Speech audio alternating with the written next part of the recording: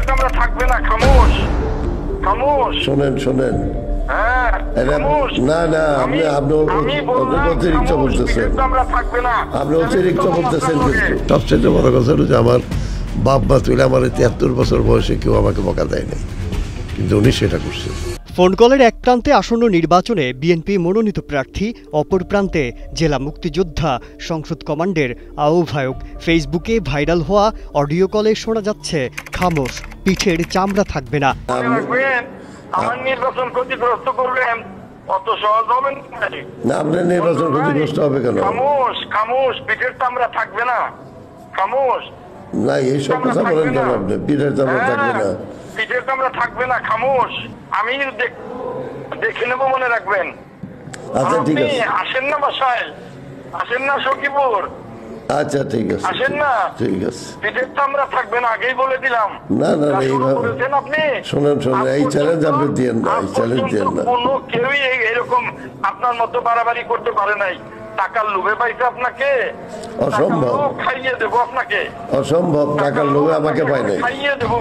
শোনেন, ওই টাকার ব্যবসা আমি কোন টাকায় আমার জন্ম দেয় নাই। নামাজ পড়ে 1 নম্বর দুর্নীতিবাজ হয়েছেন ওই মুক্তিযোদ্ধা সভাপতি হয়ে। খাইয়ে দেবো আপনাকে একবারে। নিয়ে আসেন ওই মুক্তিযোদ্ধার সার্টিফিকেট পকেটে নিয়ে আসেন, আমি দেখবো। আচ্ছা ঠিক বাচ্চা বারবারই আমাকে ডিস্টার্ব করবার জন্য কি করো তুমি?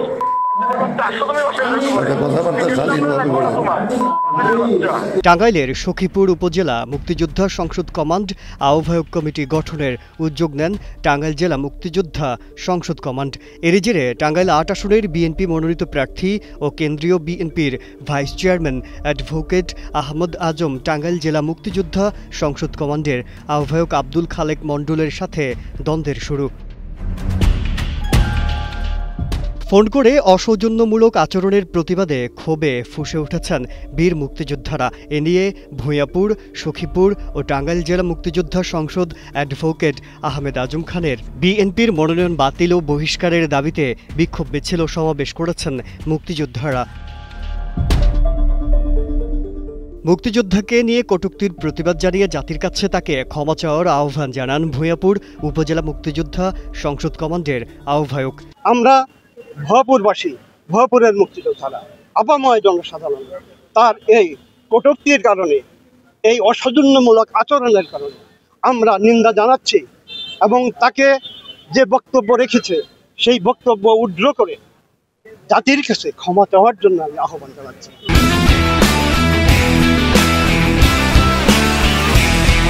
কারো হুমকিকে ভয় পান না উল্লেখ করে অ্যাডভোকেট আহমেদ আজম খানের মনোনয়ন বাতিল চান সখীপুর উপজেলা মুক্তিযোদ্ধা সংসদ কমান্ডের আহ্বায়ক। আমরা কারোর হুমকিতে ভয় পাই না এবং ভবিষ্যতেও পাবো না।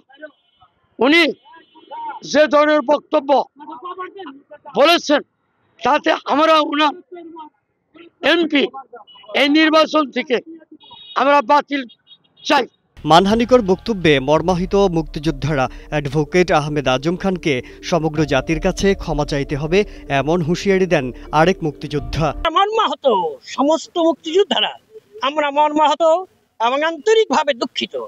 অ্যাডভোকেট আহমেদ আজমকে অবশ্যই সমগ্র জাতির কাছে ক্ষমা চাইতে হবে। অডিও কল ভাইরাল হওয়ার ঘটনায় অ্যাডভোকেট আহমেদ আজম খান বলেন, সম্প্রতি তার যে অডিওটা ভাইরাল হয়েছে তা তিনি বুঝতে পারেননি। তার দাবি এআই টেকনোলজি ব্যবহার করে অডিও ফাঁস করা হয়েছে। আমার অডিও রেকর্ডটা ভাইরাল হয়েছে, আমি সেটা আদৌ বুঝতে পারিনি। কারণ ওই যে খালেক মণ্ডল সাহেব, তিনি টাঙ্গাইল জেলা মুক্তিযোদ্ধা কমান্ড কাউন্সিলের কমান্ডার। তিনি চেষ্টা করছেন আমার নির্বাচনী এলাকায় বাসাইল এবং সখীপুরে তার ব্যক্তিগত লোক দিয়ে প্রত্যেকটা ইউনিয়নে কমিটি করে সেখান থেকে আমার বিরুদ্ধে নির্বাচনে প্রচারণায় সেই কমিটিকে কাজে লাগানোর জন্য। তো সেই ক্ষেত্রে আমি তাকে বলেছি নিবৃত হতে। সেই ঘটনাকে কি এআই না কি টেকনোলজি দিয়ে এমন ভাবে ভাইরাল করা হয়েছে যাতে আমার ভাবমূর্তি যথেষ্ট ক্ষুণ্ণ হয়েছে বলে আমি মনে করি। ভাইরাল হওয়া অডিও রেকর্ডটি এআই দিয়ে তৈরি এমন দাবি মিথ্যা ও ভিত্তিহীন বলে জানান ভুক্তভোগী মুক্তিযোদ্ধা আব্দুল খালেক মণ্ডল। এ অবস্থায় আইনি ব্যবস্থা নেয়ার কথাও জানান তিনি। সবচেয়ে বড় কথা হলো যে আমার বাপ মা তুলে আমার 73 বছর বয়সে কেউ আমাকে বকা দেয় নাই, কিন্তু উনি সেটা করছে। নানান কথাবার্তা, আমার কোনো কথাই সে শোনে না। আমি তাকে বারবার বলতেছি, উনি আমাকে খামোশ খামোশ বলতেছেন খালি। এবং এক পর্যায়ে উনি আমাকে অকথ্য ভাষায় গালাগালি করলেন, আমরা তুলে নিব, অমুক করবো তমুক করবো। এবং শেষ পর্যন্ত যখন উনি আমার বাপ মা তুলে যখন বকাটা দিছে, আমাকে খেয়ে দিবে, আমাকে মেরে ফেলবে, তখন আমি আমার মোবাইল অফ করে দেয়া পরবর্তীতে আমি আমার কেন্দ্রীয় কমান্ডকে এই বিষয়গুলো জানাই এবং তাদেরকে এই অডিও শোনানোর পরে তারা আমাকে বললো যে তাহলে এটাকে ভাইরাল করে দেন।